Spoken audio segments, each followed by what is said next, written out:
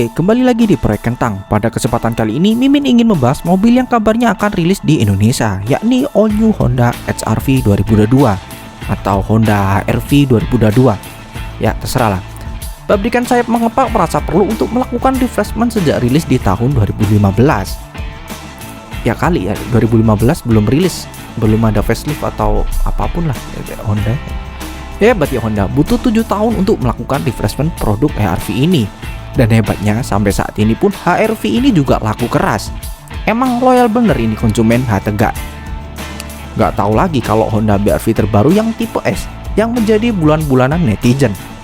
Lah gimana, harga sudah nyentuh 279 juta belum dapat AC double blower. Dan yang tipe S nggak ada double blower ya. Ini tuh ngingetin Mobilio S. Pelek dibiarin polos kaleng kayak pickup. Yang tipe S jadi malah pelek kaleng ditutup dop ya. Padahal yang generasi pertama udah pelek loi semua.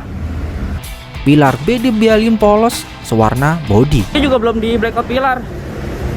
Dan parahnya, tuas transmisi dibiarin ala kadarnya kayak pickup juga. Ini transmisi manualnya 6 speed. Mundurnya kanan bawah ya. Dan ternyata beda sama tipe E manual nih. Dia ini bahan-bahan karet nih. Tapi uniknya di sini malah ada list chrome-nya ya.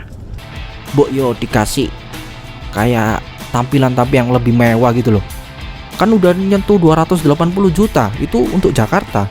Gak tahu kalau luar Jakarta paling lebih mahal. Ampun dah sama strategi market Honda ini. Kayaknya kepala staf baik di marketing dan R&D Honda patut untuk diregenerasi. Dikira sekarang zamannya kayak Mobilio yang awal rilis pesanan langsung membludak. Padahal mereka cuma jualan mesin serta driving experience yang fun to drive. Untuk kenyamanan dan boot quality, nol besar buat Mimin. Ya bener sih, kalau dibuka rasanya ini ya, kayak agak ringkih ya. Dia pertama karetnya dia agak tipis, jadi dipencet itu kurang keras. Terus dia belum pakai balon di sininya. Dan ini masih sama nih, masih goyang. Dan kalau kita lihat joknya, ini joknya dia agak kerasa ya. Tulangnya tuh berasa banget di sini nih. Ini kalau kita pencet, ini tulang ininya saking tipisnya dia berasa dan dia nggak bisa naik turun. Di sini. Berarti emang peredamannya suara nggak bagus. Lu ngobrol di luar pun gue dari sini bisa kedengeran. Tapi sejujurnya Ya. bagian sini kenapa bisa lebih lega? Ini juga karena bagian kursinya ini lebih tipis. Bagian ini juga nggak terlalu, Cuma segini ya? ya cuman segini doang. Jari doang. Ya masuk ke dalam ya? Oh ya, ini ada celahnya segini, jadi ini tipis banget ya Pak. Jadi sebetulnya kalau Avanza sama R3 mau dibuat lega, kasih aja kursi-kursi tipis gini. Ya bisa aja kalau mau. Ini kita lagi di dalam tol dan gua merasa ini suara ban, suara mesin itu lumayan masuk, dan kalau kita gas ini akan terasa banget dia masuk meskipun agak ngeden. Lihat sekarang, gimana Mobilio? Discontinue toh?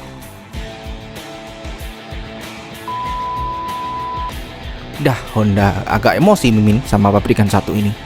Jangan sampai produk Honda berikutnya hanya mengandalkan keloyalan konsumen Honda, tapi setidaknya mau diberikan produk yang pantas untuk harga yang dijual di pasaran. Toyota aja langsung tobat setelah kehadiran Sonet. Langsung ditabrak sama Series. Setelah kehadiran Wuling dan Expander langsung ditabrak sama All New Avanza dan si Veloz. Lah ini Honda. Pabrikan sebelah sudah berbenah, dengan PD-nya masih ngasih Honda HR-V terbaru yang harga termurahnya nyentuh 280 jutaan, tapi non double blower. Ya. Agak sebel sih Mimin. Non double blower. Kocak sih. Sudahlah, naik darah ini Mimin lama-lama. Lanjut ke Honda HR-V Next Generation atau HR-V 2022. Mimin bahas mulai dari tipe si HR-V 2022 atau HR-V yang terbaru yang akan di launching bulan Februari ini. Nggak tahu kapannya, tapi katanya bulan Februari. Ya kita lihat saja. HR-V terbagi menjadi 4 tipe. Yang pertama 1,5 LE, dan yang kedua 1,5 LS, dan yang ketiga 1,5 LSE, dan yang terakhir yaitu 1,5 T RS CVT. Oh ya, semuanya CVT ya. Jadi Honda HR-V yang baru tidak tersedia manual. Ya, bocorannya sih seperti itu yang terdaftar di NJKB. Sudah, tradisi Honda tipe teratas pasti mengandung unsur RS.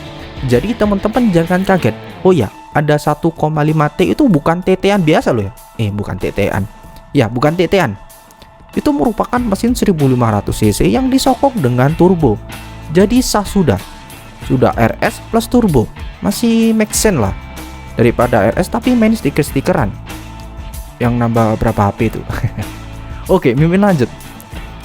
Dalam NJKB tersebut juga tertera harga dasar dari Honda HR-V sebelum dikenakan berbagai pajak. Berikut daftarnya. Oh ya, data ini Mimin dapat dari Detik Auto. Nanti di gambar adalah.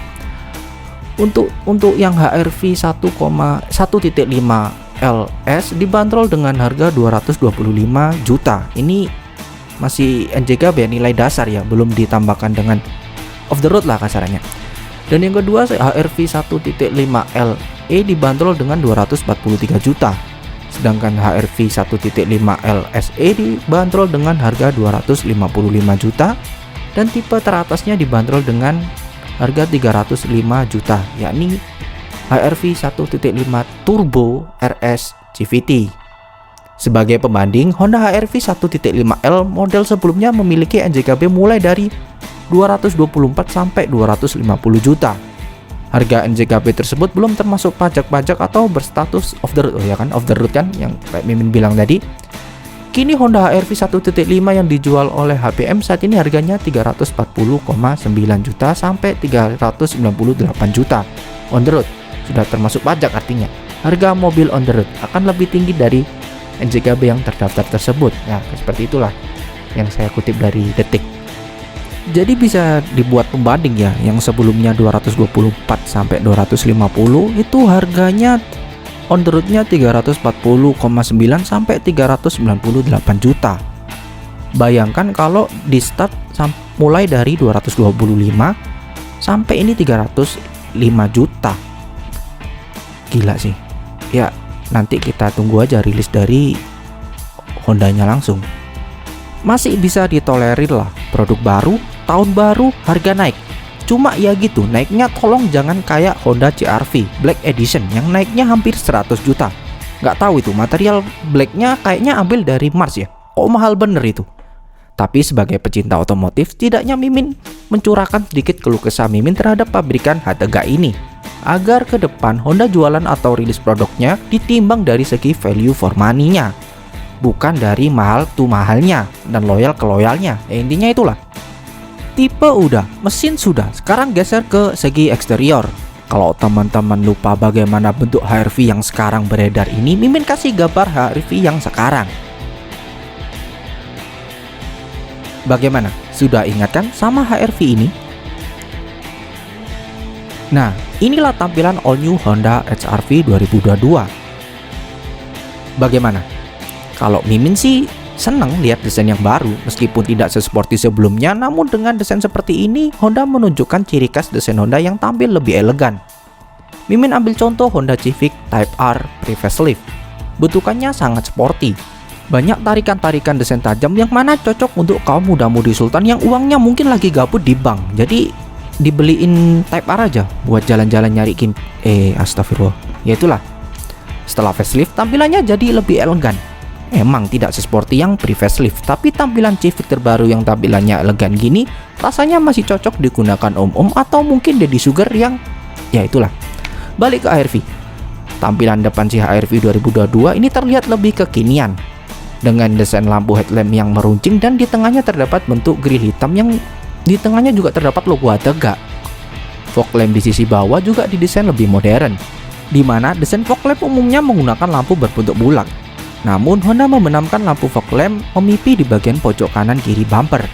Geser ke samping, dilihat dari samping sih ini tidak aneh-aneh ya desainnya. Dimana di atas ban terdapat coakan over fender yang mana ini menunjukkan mobil semi SUV. Dan ada tarikan garis lurus dari pilar A sampai ke belakang ya menegaskan bahwa ini semi SUV. Untuk ukuran bannya terlihat lebih besar dari sebelumnya, sepertinya menggunakan ukuran ban 17 inci atau 18 inci. Kalau salah bisa dikoreksi di komentar. Bergeser ke belakang, tampilan belakang juga dimodernisasi sama si Honda ini, dimana bentukan lampu belakang atau stop lamp pada si HR-V 2022 ini tampilannya lebih kecil atau lebih meruncing. Lampu LED juga sudah mendominasi di lampu stop lamp si Honda HR-V ini. Layaknya mobil milenial yang kekinian, desain lampu belakang Honda HR-V 2022 ini juga mengadopsi model lampu stop lamp yang menyambung atau melintang dari sisi kiri sampai kanan.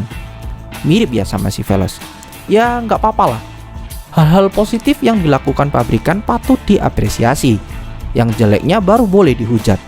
Kalau didiemin takutnya nggak berbenah itu pabrikan. Kayak BR-V tipe S non double blower, harga 279 juta. Aduh, Conviru aja nggak sampai 200 jutaan aja sudah double blower. Masa BR-V tipe S nggak ada? Alah, baliklah ke RV. Intinya desain belakang HR-V ini masih padulah sama yang di depan, dimana bentuk lampu yang digunakan sudah mulai memipih dan didominasi oleh lampu LED untuk sisi penerangannya. Di bawahnya juga terdapat dua muffler. Kayaknya itu beneran ya, masa pasang-pasangan. Jadi untuk konsumen yang akan meminang si HR-V 2022 ini tidak perlu memasang muffler palsu-palsuan atau muffler aftermarket guna menunjang tampilan RS-nya. Sudah disediain dua muffler langsung dari Honda. Tapi itu kayaknya tipe tertinggi ya, yang ada muffler duanya itu. Tapi nggak tahu lagi, patut kita nantikan wujud rilis resmi dari si Honda ini. Lanjut ke interior. Interior si HR-V ini kalau Mimin lihat masih menjaga adat istiadat budaya dari leluhur-leluhur Honda. Adat istiadat seperti apa, Min? Yaitu bentukan dashboard Honda yang sejak zaman Mobilio yang lagi rame. Apa itu? Salam satu dashboard. Dashboardnya sama semua, mulai dari Brio, BR-V, Mobilio, dan kawan-kawan. Kayaknya masih dipertahankan sama Honda. Adat ini diteruskan bukan melalui Brio maupun si Honda BR-V generasi terbaru, melainkan kelas di atasnya, yakni mulai dari Honda City Hatchback, Honda Accord, dan Honda City Sedan. Dan yang terakhir yakni Honda HR-V. Kok bisa, Min? Bisa lihat di gambar ya. Bisa lihat dibentuk desain knop putaran AC yang ada 3 itu berjajar.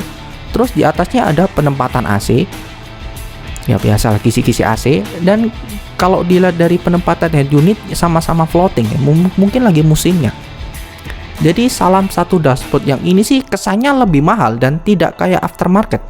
Dan kembali lagi, satu yang Mimin pertanyakan, kenapa ini BR-V generasi kedua kok tidak menggunakan desain dashboard seperti ini? Kok malah kayak gini? Padahal BR-V next generation atau BR-V yang terbaru ini kan rilisnya barusan, atau akhir-akhir inilah.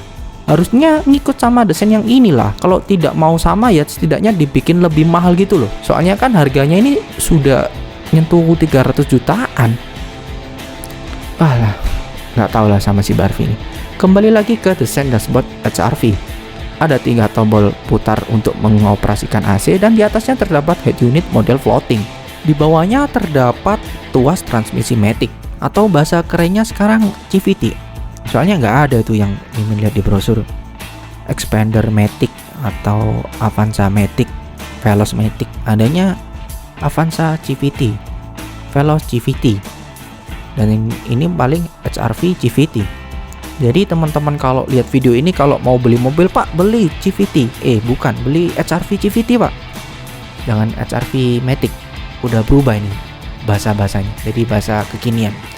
Dan berjajar pula tombol elektrik parking dan kawan-kawannya di bawahnya. Desain AC pada si HR-V ini kelihatannya juga sama, yakni sama-sama menyelinap dalam dashboard, yang mana menimbulkan kesan mewah. Gak kayak BR-V yang udah nyentuh 300 jutaan, desain AC ala kadarnya. Beralih ke instrumen cluster. Ini kalau dilihat dari foto kayaknya sudah menggunakan instrumen cluster digital. Kalau di Thailand sih sudah fix ya menggunakan digital, tapi nggak tahu kalau yang di Indonesia. Ya kan tahu sendiri Honda, sulit ditebak untuk hal-hal yang seperti ini. Ya, so far so good lah ini Honda nge-rebuilding HR-V ini. BR-V 2022 aja masih model analog dan harganya 300 jutaan lagi. Veloz aja sudah digital mas bro, yang harganya ya 300 juta, tapi lu masih analog. Ya intinya interior bagian depan ciamik lah, no komplain. Geser ke bagian belakang.